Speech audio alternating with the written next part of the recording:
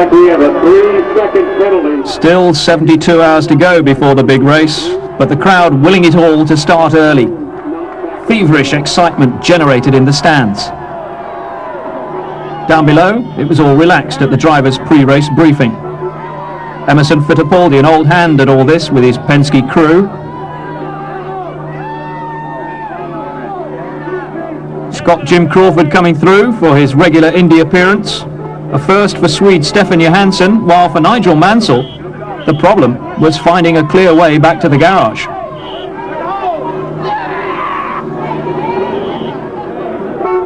Carburation day, the last chance to set up for the starting grid, frequently the day when niggling problems develop. Since qualifying, Mansell's car had been transformed. Qualifying called for just 4 quick laps. Now both car and driver had to be ready for 200 laps in race trim. Changes to steering, different suspension and aerodynamics, and of course more weight with a tank full of fuel. This was the last chance to check over the settings for 11 o'clock Sunday morning.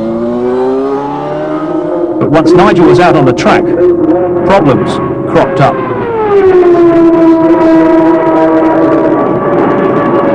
The pressure valve which regulates the boost from the engine misbehaved. With just 2 hours scheduled for practice, Mansell dived into the pits. It wasn't a problem easily rectified. Time was now becoming critical. After a while stationary on pit road, it was back to the garage for a detailed inspection. A frustrating delay after all the earlier preparations had gone so well. We've had a hiccup this morning.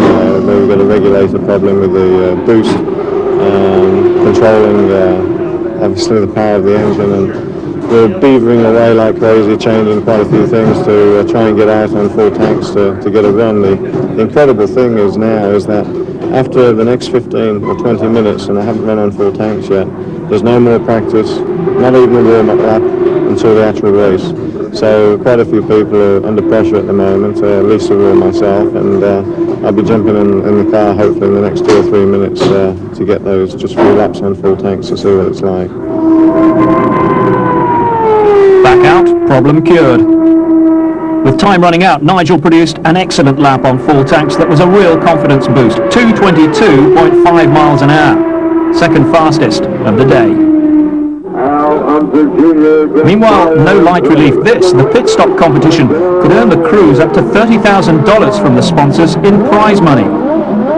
Alan Sir Jr. on the far side against Nigel's teammate Mario Andretti.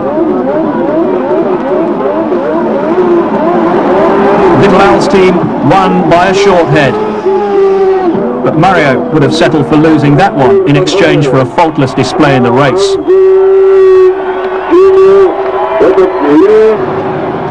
It had been a testing month for Nigel. The rookie program under the scrutiny of the Indy veterans, and back home in Clearwater, possibly an even more nerve-wracking occasion. It was a week ago that I had to take my driving test in Florida as well, so I had my rookie test and driver's test all in the same week, and you know, I've never been so nervous, but you can just imagine if you failed one or the other, couldn't you? The press headlines. I even said to the instructors I had, person who took me for my driving test, I said, "You can't believe how relieved I am."